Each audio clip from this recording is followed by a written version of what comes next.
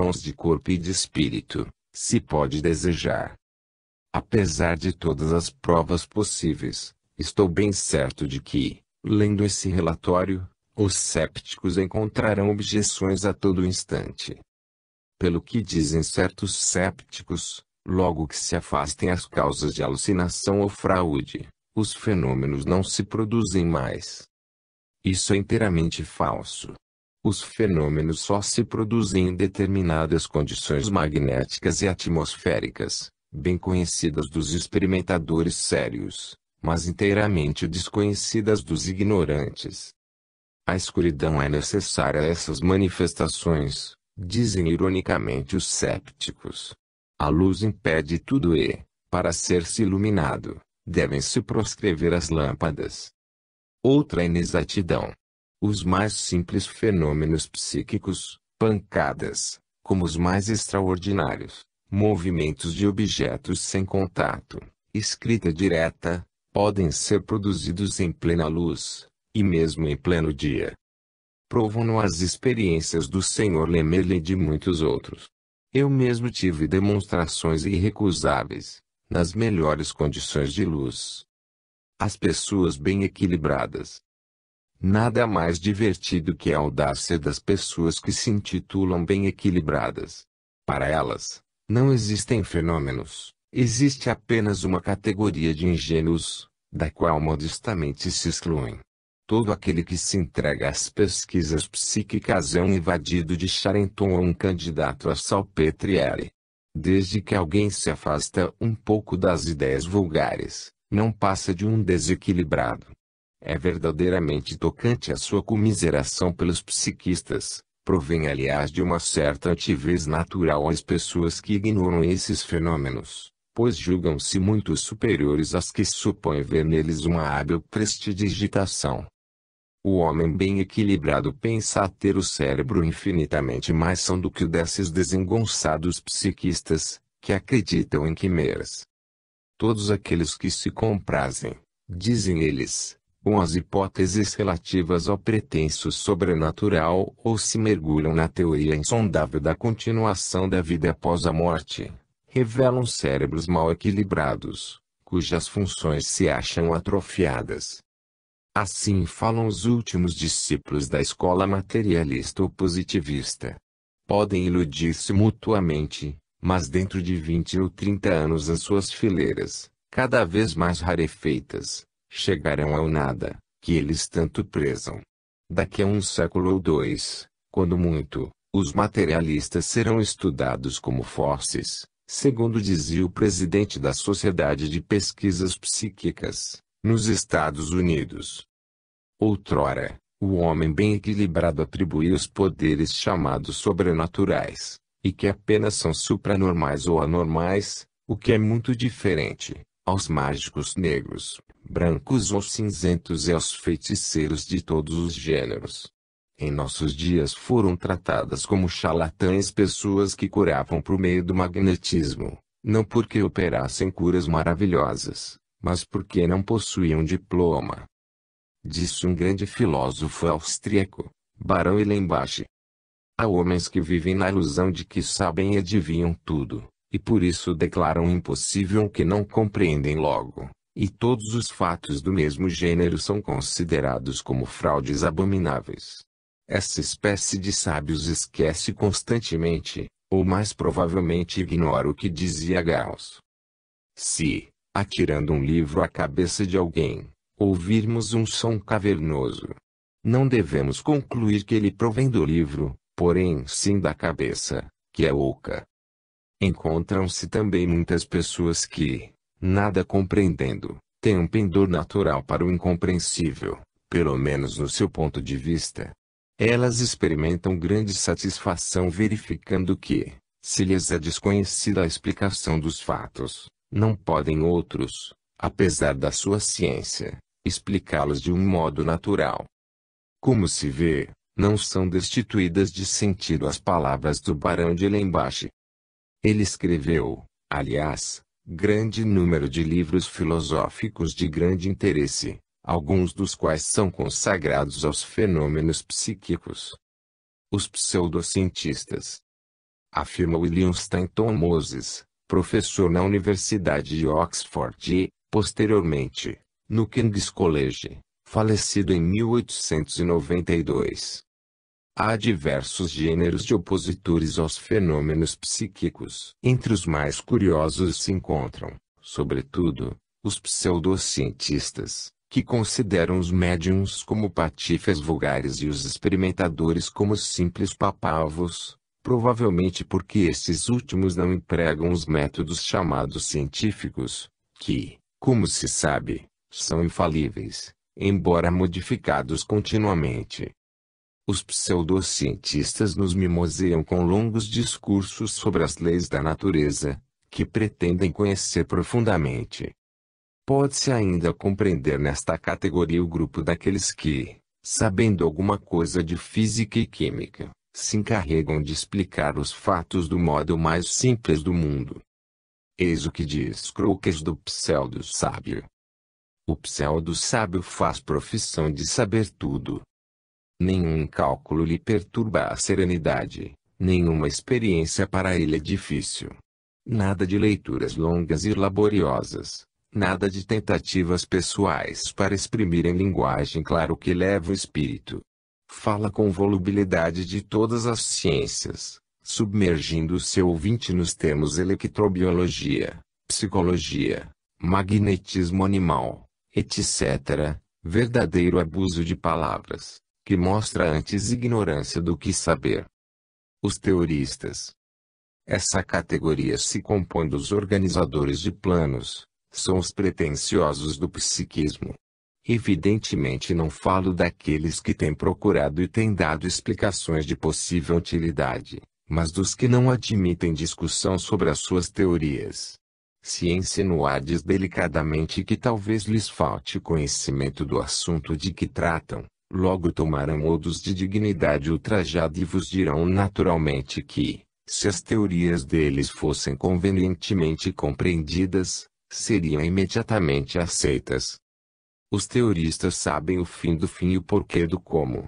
Dão lições a Deus e lhe provam de um modo irrefutável que a sua obra é digna de lástima e que deveria ser recomeçada sobre novas bases, mais sólidas ou mais científicas. Em todas essas teorias há muita coisa que faz rir e que diverte. Os ignorantes. É a pior espécie de incrédulos. Muitas vezes, mesmo, se vangloriam de o ser e aproveitam a situação especial em que se acham para fazer perguntas ridículas sobre a terra e o céu. Levar-vos-ão à parede a propósito de Deus e da criação, forçar-vos-ão a explicar-lhes de que se ocupa a gente na eternidade e só se darão por satisfeitos se fizerdes a biografia de todos os habitantes do céu, apresentando-lhes também um plano topográfico da localidade. Os ignorantes vos perguntarão por que um médium é necessário nas experiências psíquicas, porque cada um não pode ser médium de si mesmo, porque, enfim, o fenômeno não se pode realizar desta ou daquela forma e vos explicarão como tudo se deveria passar. A tolice humana é incomensurável, e em profundidade o mar não se lhe pode comparar, porque em alguns lugares deste se encontra fundo, ao passo que a estupidez humana é insondável. Os pedantes e os circunspectos. Estes existem em todas as corporações, quer literárias, quer científicas, quer de outras espécies. É a pior espécie de sábios. Vaidosos dos seus próprios conhecimentos, pairam acima do vulgo, pois têm a ciência infusa. São os trissotins do mundo científico. Todos os que não pensam como eles têm, no seu dizer, cérebros de solidez, equilíbrio e qualidade medíocres. Os imbecis. Imbecil. Substantivo e adjetivo de dois gêneros, diz o dicionário, que acrescenta esta observação típica: fraco de espírito. Jules Noriac, no seu livro A Tolice Humana, escreveu sobre os imbecis apreciações inteiramente satisfatórias, menos para eles. Aqueles que desejarem informações acerca dessa interessante categoria de contribuintes poderão ler com proveito Noriac, porque ele era forte de espírito. O imbecil é naturalmente altivo de sua incredulidade e a considera grande honra. E, realmente, os imbecis têm alguma razão para ser orgulhosos, pois os evangelhos dizem: felizes os pobres de espírito, pois é deles o reino do céu. Qualquer pessoa ao corrente das coisas ocultas sabe perfeitamente que essas palavras foram pronunciadas no ponto de vista esotérico ou simbólico, para serem compreendidas pelo vulgo. O sentido real ou esotérico, palavra que significa secreto, só era revelado aos discípulos. De outro modo, se tomassem essas palavras ao pé da letra, os infelizes ricos de espírito, embora pobres de dinheiro, não teriam outro refúgio senão o purgatório, pois o céu, em tal companhia, depressa se tornaria um inferno. Os imbecis são as pessoas mais difíceis de contentar. Em uma sessão psíquica criticam as menores coisas, a torto e a direito. Nas experiências, acham tudo mal ou duvidoso e ficam cada vez mais convencidos da sua superioridade. Os indiferentes formam estes enorme, a imensa maioria. São pessoas muito ocupadas, que lutam pela vida. Ou pela fortuna. Desde pela manhã até a noite, trabalham sem descanso e não dispõem de um minuto. Este mundo os absorve de tal sorte, que não tem um minuto para pensar no outro. Entretanto, muitos têm filhos, e os cuidados do futuro os preocupam tanto como seus próprios negócios. Quer se trate de um grande banqueiro ou de um pobre operário, vivem lutando dia a dia, uns temendo ganhar menos ou esperando ganhar mais, e outros receando sempre não ganhar coisa alguma. Todos esses são indiferentes às coisas psíquicas e não há motivo para nos admirarmos disso. É a caça ao dinheiro ou ao pedaço de pão. Há ainda os egoístas, aos quais a sobrevivência da alma é tanto mais indiferente quanto só a vida lhes parece interessante. Poderíamos estudar ainda numerosas categorias de indiferentes, mas todos vão ter ao mesmo fim. Em suma, os incrédulos de toda sorte representam uma quantidade que se não deve desprezar, mas, à medida que os fenômenos psíquicos se tornarem mais conhecidos, o número desses incrédulos irá sempre diminuindo. Passemos agora ao estudo detalhado dos fenômenos psíquicos mais curiosos e menos conhecidos. Capítulo 3. Escrita automática e escrita direta. Opiniões dos professores F. Mears e Eliot Coase. Quando um médium apoia um lápis sobre o papel e sente sua mão escrever sem que ele exerça qualquer ação muscular, dá-se o que os psiquistas chamam escrita automática ou passiva. Ela difere quase sempre da escrita habitual do médium.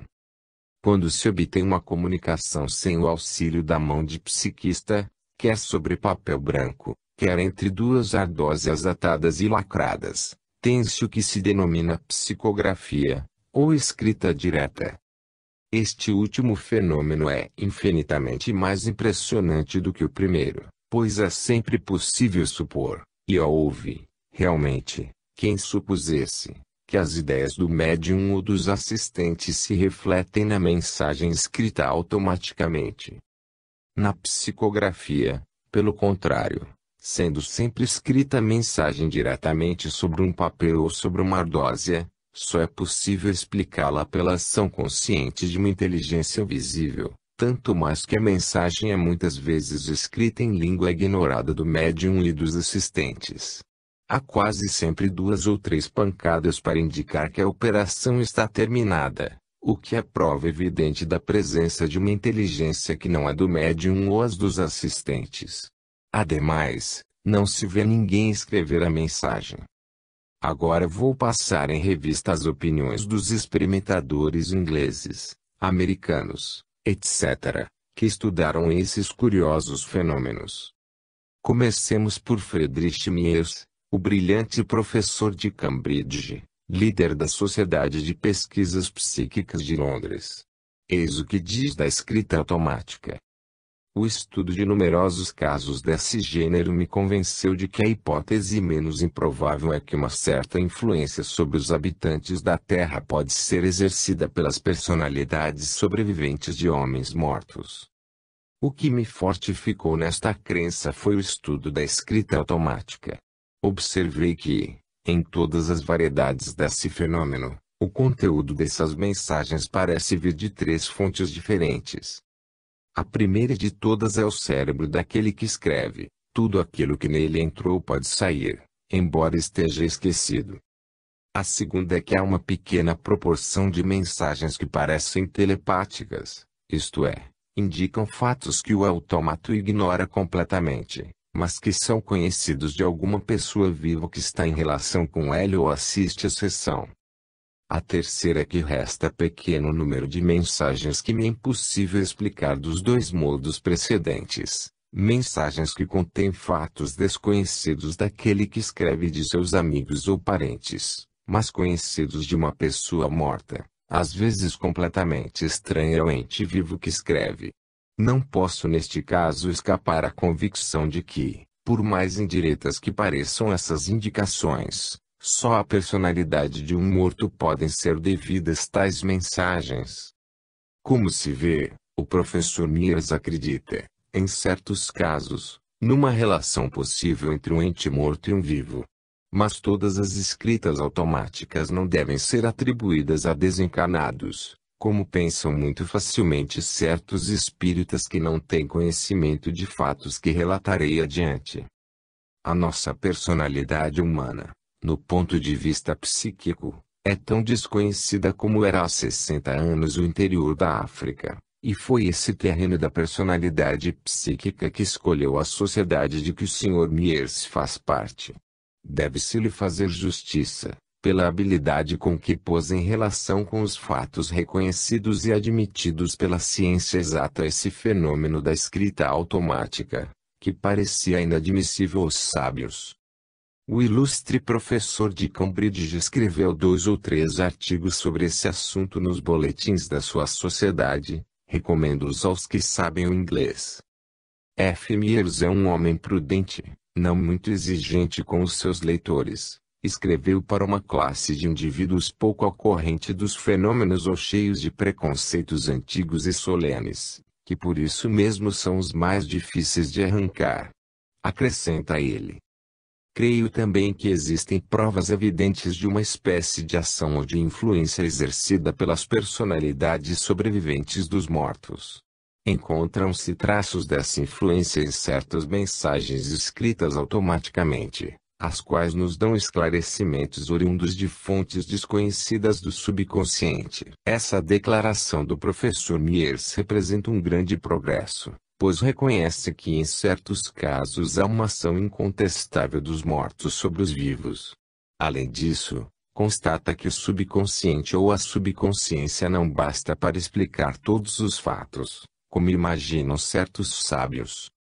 Nos fenômenos de escrita automática, como nos de escrita direta, penso que a verdade está, como sempre, entre os extremos, isto é, entre aqueles que reconhecem a realidade dos fenômenos atribuindo-os mais ou menos à ação do homem, e os que, mais corajosos, afrontam os preconceitos acreditando na intervenção de inteligências desencarnadas e invisíveis. Infelizmente, essas inteligências invisíveis estão para nós inteiramente mascaradas. Ignoramos absolutamente com quem tratamos, somos vistos e não vemos. E mesmo quando vejamos os olhos de um mascarado, isso não nos adianta muito. A inteligência invisível sabe quem somos e nós ignoramos quem ela é. Pode zombar de nós e enganar-nos sem que possamos perceber, pelo menos em geral, pois em muitos casos podemos certificar-nos da identidade da inteligência presente. Todavia, aconselho as pessoas que só fazem experiências por distração a se acautelarem convenientemente, pois a simples prudência nos induz a desconfiar de interlocutores invisíveis. Do que devem, sobretudo, desconfiar é da autenticidade dessas mensagens assinadas pelo espírito de um Voltaire. Sem espírito, pelo de uma Joana d'Arc falando como uma peixeira, ou pelo de Platão dizendo graçolas. Tanto quanto é possível julgar numa questão tão delicada, podemos admitir que, se as mensagens vêm de parentes mortos ou de pessoas amigas, poucas probabilidades há de sermos enganados. Passemos agora ao professor Eliot Coase, um dos mais ilustres homens de ciência dos Estados Unidos.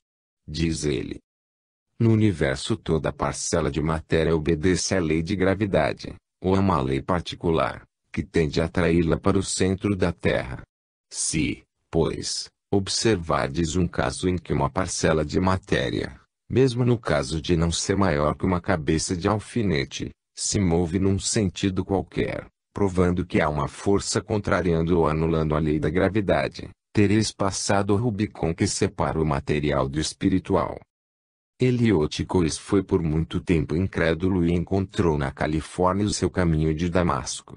Durante a sua estada na antiga Terra do Ouro, o professor assistiu a várias experiências, que descreve assim: falarei primeiro de certos fenômenos que podem parecer estupefacientes, porque parecem contrariar as leis da natureza, tal como são estas formuladas pela ciência moderna. A menos que se queira negar a evidência dos sentidos, a escrita direta produzida sobre ardósias é um fato cuja realidade é incontestável e que eu afirmo sem reservas. Para aceitar as consequências lógicas desses fatos, tenho que modificar as minhas ideias acerca dos movimentos que a matéria pode produzir em certas circunstâncias. Não falo como espiritualista ou teorista de qualquer espécie, mas como homem de ciência que procede à experiência sobre os fenômenos psíquicos. Quanto à escrita direta, houve muitas vezes fraudes cometidas, e isso fez com que duvidassem desse gênero de fenômenos, mas posso declarar que, nas experiências feitas em minha presença, vi, em pleno dia, um pedaço de lápis, algumas polegadas de mim, erguer-se e mover-se sem ser por ninguém tocado, e depois começar a escrever por si mesmo sentenças legíveis e inteligíveis, que faziam supor uma direção inteligente. Além disso, esse fenômeno foi também observado por várias outras pessoas presentes, cuja vista é tão boa quanto a minha. Na escrita automática, pelo contrário, as frases são traçadas por um lápis do que se acha na mão de uma pessoa que não tem consciência do que escreve. As duas experiências são absolutamente semelhantes. Não fiquei inteiramente convencido de que todas as mensagens eram escritas por uma inteligência desencarnada, mas, por outro lado, constatei casos em que obtive comunicações de coisas desconhecidas do médium e de mim mesmo. Centenas de fatos idênticos me foram provados e reconheço que o meu conhecimento das ciências fisiológicas e filosóficas não me dá nenhuma explicação desses fatos. Portanto, não posso admitir, para a escrita direta, senão a teoria que supõe uma inteligência invisível. Vejo-me na alternativa de negar o testemunho dos meus sentidos ou de renunciar a todos os meus conhecimentos sobre a gravitação, a inércia, a força motriz e os outros atributos da matéria. Não posso guardar silêncio sobre esses fatos, porque isso seria uma vileza moral. Eliot Coase, nas suas afirmações, tão audaz como W. Crookes, e essa prova de coragem científica faz imensa honra a ambos. As experiências de Eliot Coase foram feitas com médiuns particulares, o que dá ainda maior valor às suas asserções. Como exemplos curiosos de mensagens automáticas, citarei muitos fatos impressionantes, o primeiro dos quais é referido pelo Barão de Leimbach, filósofo austríaco, no seu livro intitulado O Nascimento e a Morte. Achando-me no campo, fui visitar a baronesa de Linavaille, médium que nesse momento se ocupava de psicografia. Perguntei-lhe se poderia obter uma comunicação do barão Einstein, recentemente falecido. Recebi uma resposta inteiramente de acordo com o seu modo de escrever e com a feição do seu espírito e, à medida que a comunicação ia sendo redigida, a caligrafia se assemelhava cada vez mais à do meu amigo.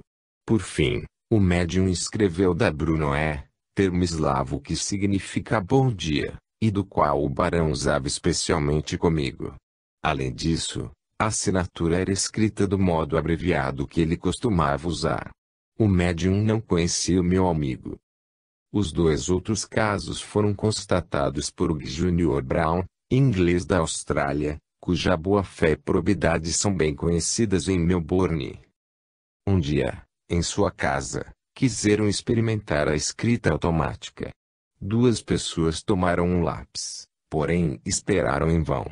Passaram então o lápis e o papel à filha mais velha do Sr. Brown, a qual tinha 11 anos de idade. Apenas pegara no lápis, sua mão começou a mover-se, e ela exclamou: "Oh mamã, como estou com medo! Minha mão escreve contra minha vontade." O Sr. Brown e sua senhora tranquilizaram a criança, dizendo-lhe que nada havia a temer. Olhando o papel, encontraram uma comunicação assinada pela irmã mais velha do Sr. Brown. A letra era diferente da menina. Aquela senhora morrera antes do nascimento da criança. O senhor e a senhora Brown obtiveram do mesmo modo várias mensagens, das quais a mais curiosa foi a seguinte: um dia a mão da menina apoderou-se do lápis, tomando entre o segundo e o terceiro dedos, com a haste entre o polegar e o indicador, e pôs-se a escrever em caracteres que ao Sr. Brown pareceram chineses. Tendo mostrado o papel a um chinês com quem tinha relações, respondeu-lhe: "Está mal escrita, mas em parte é legível." Como o Sr. Brown indicasse o modo bizarro pelo qual sua filha segurara o lápis, respondeu o chinês: "É, de fato, assim que se segura o lápis na China." Penso que este fato impressionará os mais incrédulos. Escrever chinês já é extraordinário para uma australiana de 11 anos, que ignora essa língua. Escrevê-lo, porém, pegando a caneta ou o lápis do mesmo modo que os chineses é ainda mais surpreendente. Cada vez que a punham a escrever, a filha do Sr. Brown declarava que sentiam como entorpecimento no braço. Tendo o Sr. Brown perguntado a razão desse fato, a inteligência invisível respondeu que ela suspendia as relações entre o cérebro e os nervos do braço, de modo a poder dirigir a mão. Em 1893, o reverendo Minotti Savage, presidente da Sociedade de Pesquisas Psíquicas dos Estados Unidos, publicou um pequeno livro em que nos dá algumas das suas experiências pessoais. Algumas de entre elas são eminentemente impressionadoras. Narra o Sr. Savage. Primeiro caso: morrera recentemente uma de minhas amigas de infância. Vivia em outro ponto dos Estados Unidos e o psíquico médium, que não era público, ignorava a existência dessa pessoa. Inesperadamente anunciou sua presença, escrevendo automaticamente uma carta. Como eu não pensava nessa pessoa, disse mentalmente: "Dai-me o vosso nome." Imediatamente me foram dados seus nomes de batismo e de família. Tive então com ela uma conversação que parecia tão real como entre pessoas vivas. As respostas correspondiam exatamente às perguntas mais íntimas. Havia, em todos os detalhes, dados, indicações de identidade perfeitamente incompreensíveis para um estranho como o médium, porém eu fiquei muito impressionado. Se é um caso de telepatia, é mais do que espantoso. Segundo caso, as indicações dadas não eram nem podiam ser conhecidas quer pelo médium, quer por mim. Só depois a sua exatidão pôde ser verificada. E desta vez a telepatia nada tem que ver com isso. Eu estava com um médium particular, cujo poder é intermitente. Um amigo morto se declarou presente e eu quis logo pô-lo à prova. Perguntei se esse suposto espírito sabia onde nesse momento se achava sua irmã. A resposta foi que ele nada sabia, mas que podia informar-se. 15 minutos se passaram, depois, foi dado um sinal. Tendes a resposta? Sim. Minha irmã está em casa, prestes a sair. A resposta era exatamente contrária ao que eu supunha, e o médium nada sabia dessas coisas. Imediatamente escrevi uma carta à irmã de meu falecido amigo, pedindo que me dissesse o que fizera em tal dia a hora indicada, reservando-me para explicar-lhe depois o motivo de tal pergunta. Respondeu ela: no dia de que falais eu estava em casa, pouco mais ou menos a hora que mencionais, e preparava-me para fazer uma visita. Terceiro caso, um espírito, que dizia ser o de uma senhora que eu conhecera desde a sua infância, anunciou-me que sua irmã Maria experimentava uma das maiores dores de sua vida. Depois, como que a contragosto, acrescentou que essa aprovação lhe vinha de seu marido. Eu nunca vira nem conhecera este último, nem tampouco conhecia o médium. Escreveu-se uma carta a essa senhora e a resposta, que vinha com a nota particular, dava todos os detalhes em questão. Quarto caso, este é um dos mais notáveis, como valor científico. Uma cavalheiro e uma senhora visitam um médium, apenas em letargia. Este último exclama: vossa tia está ali. Ela acaba de morrer. Não é possível, disseram os dois visitantes porque, neste caso, nos teriam telegrafado imediatamente. Sim, respondeu o médium vossa tia está ali e me afirma que faleceu esta manhã, às 2 horas. Acrescenta que já vos foi passado um telegrama, que encontrareis em vossa casa, quando voltardes. Com efeito, de volta à sua casa, a muitas milhas daí, entregaram-lhe um telegrama anunciando a morte da tia, exatamente a hora indicada pelo médium. Este último caso é independente da escrita automática ou direta, mas, como é atestado também pelo reverendo Sr. Savage, eu não quis separá-lo dos outros. O reverendo Stinton Moses muito escreveu sobre assuntos psíquicos. No seu livro intitulado Psichography, dá exemplos muito curiosos de escrita automática. Encontrar-se-ão extratos dele no livro do meu falecido amigo Eugène Nus, Choses de l'Autre-Monde. Vou agora referir algumas experiências com Eglinton, poderoso médium, que foi detratado, como quase todos os médiums públicos, mas em favor de quem é a esmagadora massa dos testemunhos. Em 1885 Eglinton foi recebido na casa do Dr. Nichols, que se achava em condições excepcionais para as suas pesquisas psíquicas. Eis o que este diz. Produzia-se escrita direta sob papel de meu uso, com as minhas iniciais, ou sobre cartões, dos quais eu rasgava uma ponta, conservando-a para depois poder assegurar-me da sua autenticidade, adaptando a cada meu pedaço correspondente. A escrita foi feita na minha presença e na de pessoas da minha família, quer numa caixa fechada a cadeado, quer, a maior parte das vezes, entre duas ardósias ligadas. O som de um lápis escrevendo entre duas ardósias é muito característico. Uma vez, em plena luz, o doutor colocou um cartão e uma ponta de lápis aparada numa caixa, que fechou. Depois apoiou as mãos sobre a caixa, enquanto duas senhoras prendiam as de Eglinton. Obteve-se uma mensagem em alemão, língua que tanto os assistentes como o médium ignoravam, pelo que o doutor foi obrigado a recorrer a um alemão para que a traduzisse. O fato é espantoso, diz o doutor mas, além das pessoas que a ele assistiram e, como eu, o constataram, aqueles que me conhecem não duvidarão da sua veracidade. Nenhuma teoria pode explicá-lo, e o público tem que aceitar forçosamente uma das duas conclusões: ou eu menti odiosamente, ou essas 4 linhas foram escritas por um poder invisível. Quanto a explicá-lo pela escrita simpática ou pelo uso de tinta invisível, desafio qualquer prestidigitador a fazer o mesmo em idênticas condições, tanto mais que ninguém, inclusive o médium, sabia que eu pediria uma mensagem em alemão. Esse caso é muito impressionante, pois supondo que um médium possa ler no pensamento dos assistentes, como Pickman e Cumberland, isso não lhe daria o conhecimento das línguas.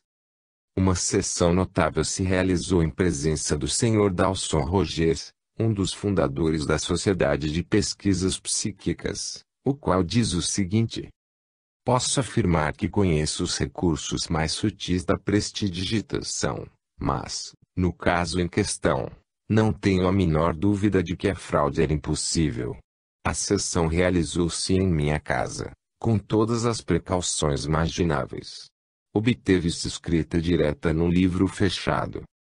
Uma das sessões mais curiosas de Eglinton verificou-se em 1884, na casa de uma senhora de posição, e entre os assistentes achavam-se Lady X, a Marquesa de Z e o Sr. Gladstone. O grande estadista inglês disse a Eglinton que não era absolutamente escéptico acerca da possibilidade dos fenômenos psíquicos e que acreditava em forças sutis, com que as nossas fracas inteligências não podiam lutar. Manteve, pois, atitude reservada e de curiosidade.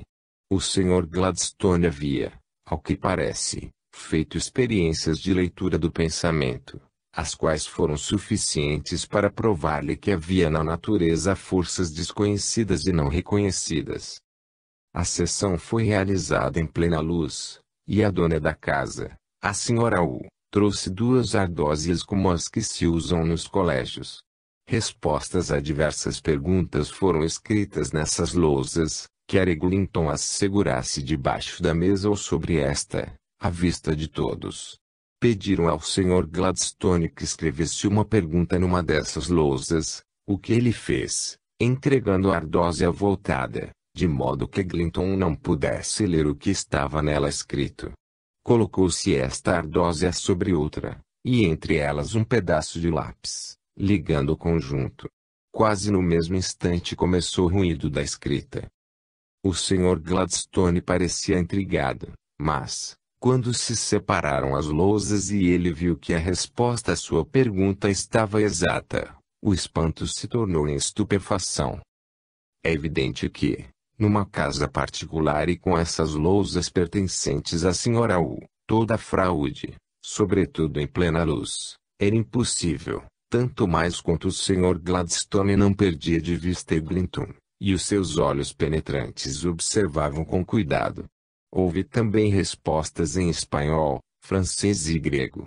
Ora, Eglinton pouco sabia de francês e nenhuma palavra das outras 2 línguas. Terminadas as experiências, enquanto as 3 senhoras conversavam, o Sr. Gladstone entreteve-se com Eglinton a respeito de assuntos psíquicos. Este insistiu com o Sr. Gladstone acerca da ridícula atitude de certos homens de ciência que negam os fatos, a priori, e recusam examiná-los. Eis o sentido geral do que respondeu o Sr. Gladstone. Sempre pensei que os homens de ciência, apesar dos seus grandes e nobres trabalhos, têm exageradas inclinações para desprezar fatos que parecem em contradição com seus métodos estabelecidos e muitas vezes negam o que não se dão ao trabalho de examinar. Muitos não pensam neste ponto importante, que existem provavelmente na natureza forças que eles ignoram. Esta censura do grande homem de Estado não deve ter provocado riso em certos sábios ingleses. É verdade que eles riem muito poucas vezes. A notícia desta sessão repercutiu profundamente na Inglaterra e no estrangeiro. Como era de esperar, o Sr. Gladstone viu-se submergido num dilúvio de cartas.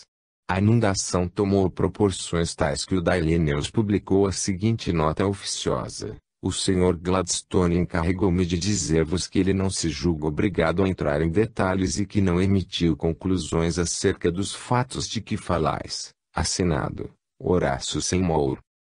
Essa resposta diplomática tinha por fim desviar do Sr. Gladstone a cólera dos pseudo-sábios, que se amontoavam sobre o espírito demasiado livre do Great-Human, como lhe chamam os ingleses. Na opinião dos velhos carolas anglicanos ou puritanos, o Sr. Gladstone se entregara à feitiçaria.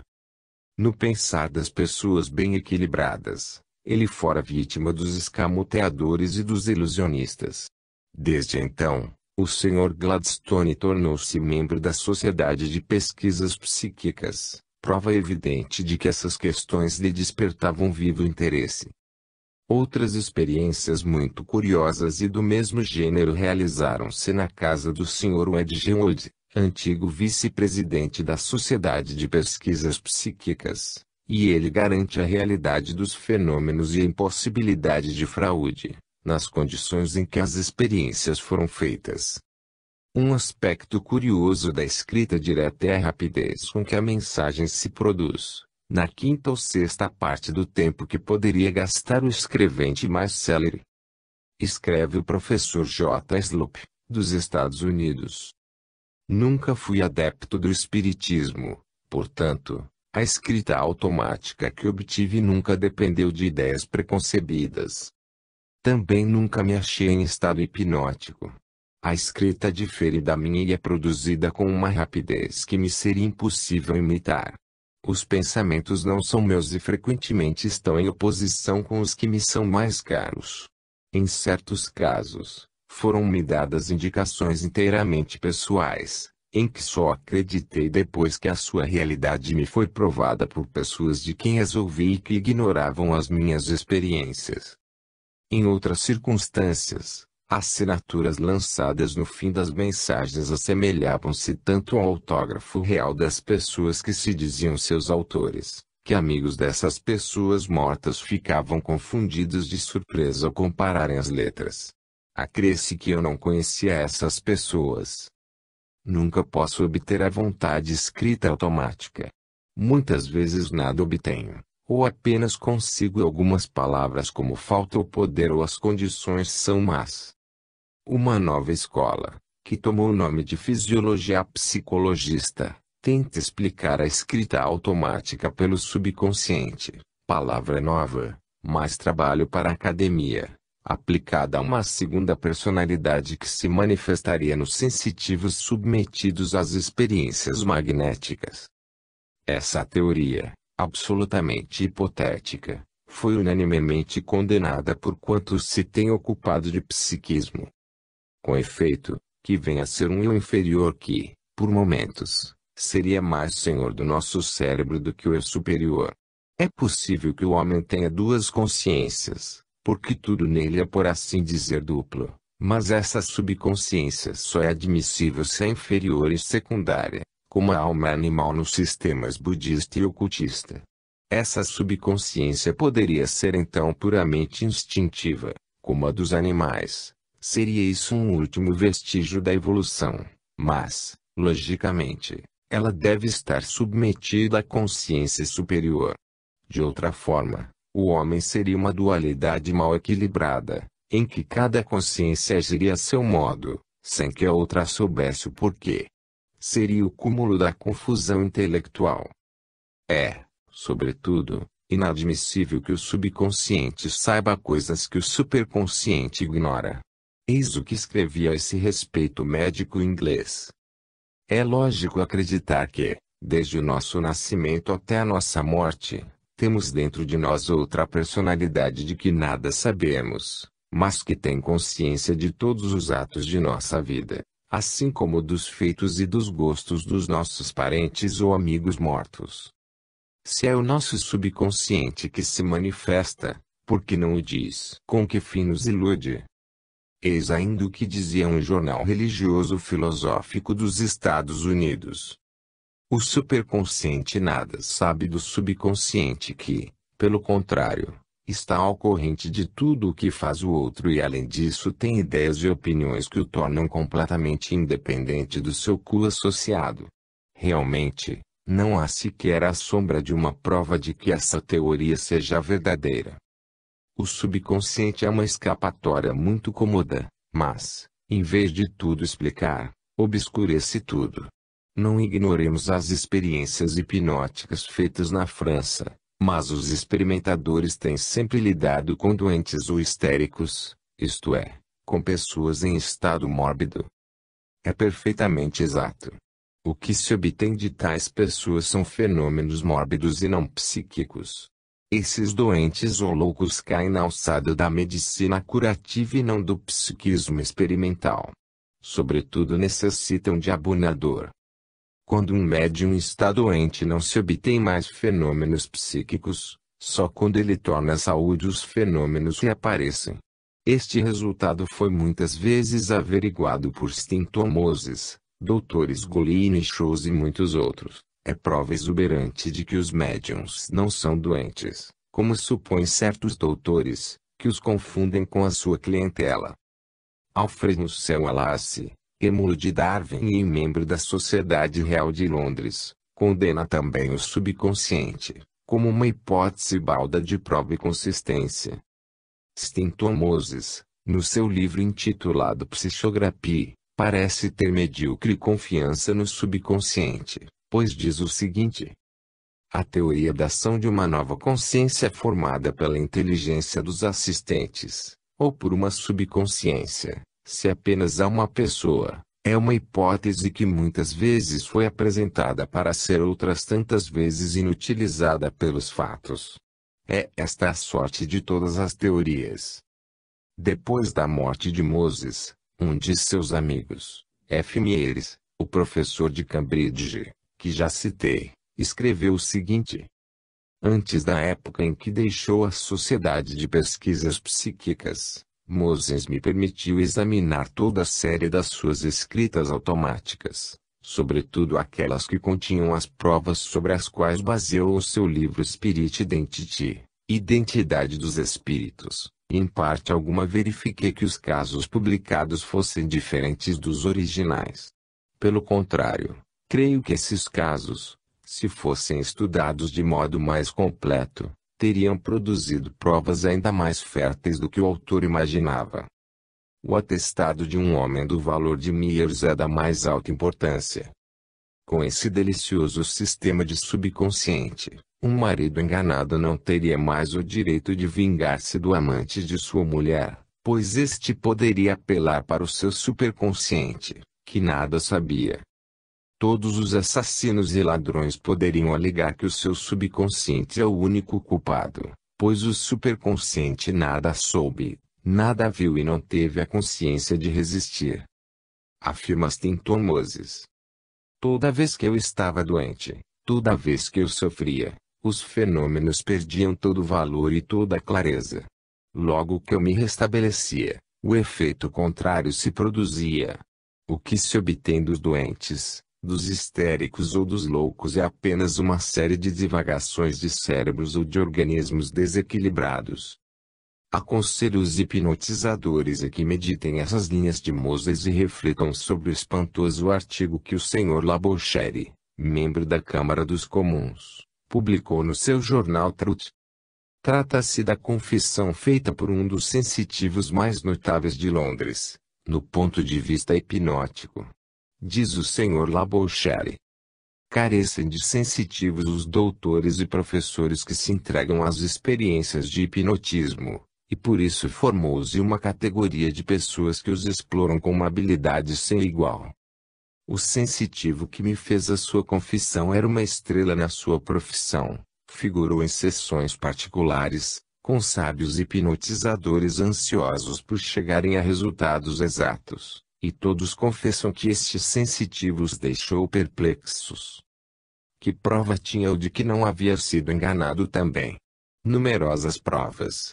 Além disso, ele ofereceu-se para simular em minha presença a todos os fenômenos hipnóticos. Esses recursos, diz o sensitivo, são uma questão de prática, basta exercitar-se neles com cuidado. Acreditais, perguntou o Sr. Labouchere, que todos os sensitivos sejam, como vós, prestidigitadores? Não todos, porém muitos, respondeu ele rindo. Eu os conheço e sei o que devo julgar. Além disso, este sensitivo me garantiu que em Paris, como em Londres e em outros lugares, o hipnotismo tinha os seus exploradores.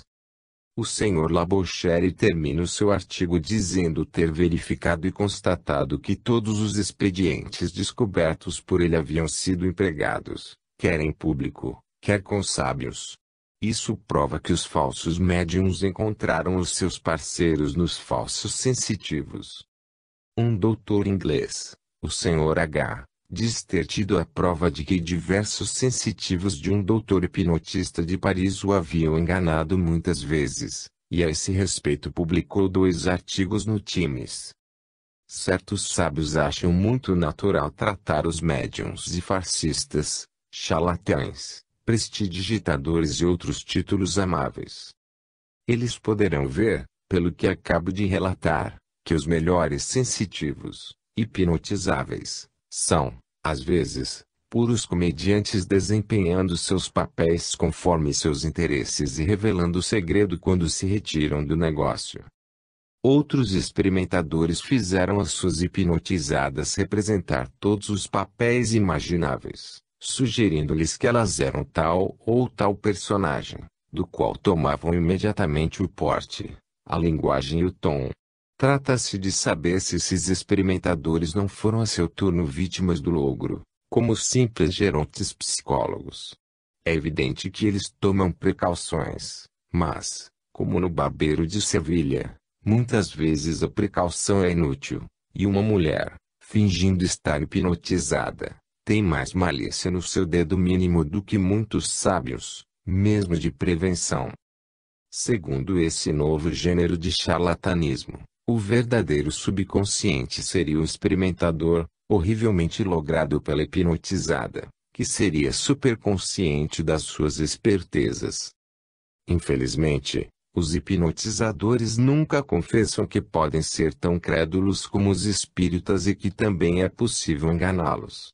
Creem tudo explicar com o subconsciente, que é um enigma, e que não dá a chave da escrita automática e ainda menos da escrita direta.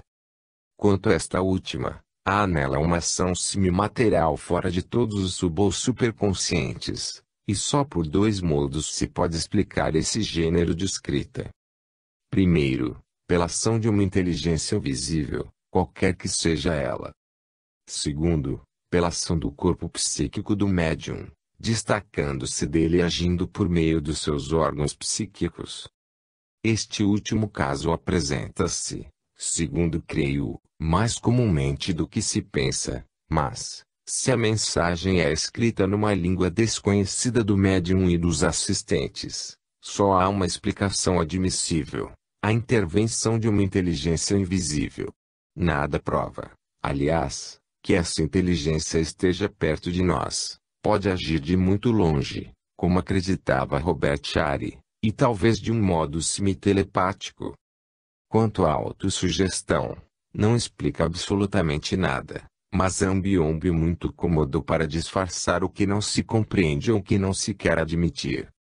Nas recordações de um magnetizador, do Conde de Maricourt, encontrar-se-ão fatos bastante curiosos e bem documentados de escrita automática. Alguns de entre eles apresentam este aspecto característico: foram escritos por uma pessoa viva e com todos os caracteres da sua escrita, diferente da do médium. Essas duas mensagens prediziam a morte de uma pessoa em tal data e tal época. E é admissível que o subconsciente dessas pessoas ou do médium fosse avisado dessa morte próxima, enquanto o superconsciente nada sabia dela? A questão se resolve muito simplesmente. O mais provável é haver aí dois casos do que se poderia chamar telepatia automática. O Sr. Stead, diretor da Revue Wolf Reviews de Londres, obteve repetidamente mensagens desse gênero. Constatou que, servindo-se da sua própria mão, em lugares distantes, amigos lhe haviam escrito de um modo automático, dizendo o que pensavam ou desejavam dele. Um deles, a quem havia encontrado e que não ousara confessar-lhe embaraços de dinheiro, lhes comunicou automaticamente. Quando o Sr. Stead mostrou ao seu amigo uma comunicação escrita com a própria letra deste, ficou aturdido, como era natural. Certas pessoas poderão supor que o Sr. Stead é um ledor de pensamentos, como Peckman ou Cumberland, ou nos virão ainda falar de autossugestão, mas tudo isso não explicaria como o Sr. Stead teria podido imitar exatamente a escrita dos seus amigos. A telepatia, a clarividência e o psiquismo, que muitos não admitem, reservam-lhes, creio eu, muitíssimas surpresas. Capítulo 4. A psicometria. Resumo dos trabalhos do Dr. Buchanan e de W. Denton. Falemos agora da psicometria, Curiosa faculdade psíquica descoberta pelo Dr. Buchanan, que fundou uma escola de medicina em Cincinnati, Estados Unidos. Conversando um dia com um cliente, o bispo Simpson, o doutor soube que o bispo, toda vez que tocava num metal, mesmo à noite, quando ignorava que o fazia, sentia a influência desse corpo e descobria a natureza dele. Em seguida a essa observação, o doutor começou uma série de experiências.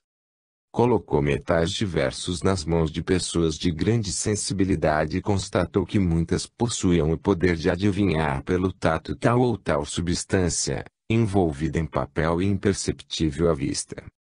Continuando nessa ordem de ideias, o Dr. Buchanan imaginou que os sensitivos poderiam ser afetados do mesmo modo pelo contato de seres vivos. Pessoas de temperamento muito impressionáveis poderiam, colocando a mão sobre a cabeça ou sobre o corpo, experimentar uma sensação correspondente à vida íntima. Muitas vezes, mesmo o contato era dispensável. Poderosos sensitivos, achando-se diante de pessoas doentes, reconheciam a moléstia e podiam indicar-lhe a sede. Eis um gênero de psicometria que prestaria grande auxílio aos nossos médicos, quando seus diagnósticos não correspondessem à sua esperança. 2 anos depois de haver feito as suas primeiras descobertas, o Dr. Buchanan encontrou indivíduos tão sensitivos que podiam reconhecer a influência comunicada a uma carta por aquele que a tinha escrito, quando se colocava essa carta sobre a fronte do psicometra.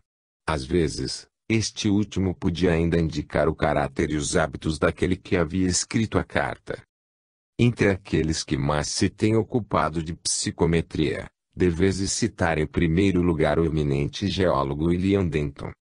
Encontrou em sua mulher, em sua irmã e num dos seus filhos os mais poderosos exemplos de poder psicométrico, e durante mais de 20 anos fez experiências nas melhores condições. Continuando suas pesquisas em numerosas viagens, e achando-se em contato com muitas pessoas que possuíam mais ou menos o dom psicométrico, William Denton publicou os resultados de suas experiências em 3 volumes intitulados A Alma das Coisas. Vou dar alguns extratos desse curiosíssimo livro. A irmã de Denton, Senhora Orridge, foi a primeira pessoa sobre a qual tentou experiências. Sendo muito impressionável, essa senhora Denton em pouco se achou em estado de ver e descrever as pessoas que haviam escrito as cartas que se lhe colocavam fechadas sobre a fronte, dizendo mesmo muitas vezes a cor dos cabelos e dos olhos.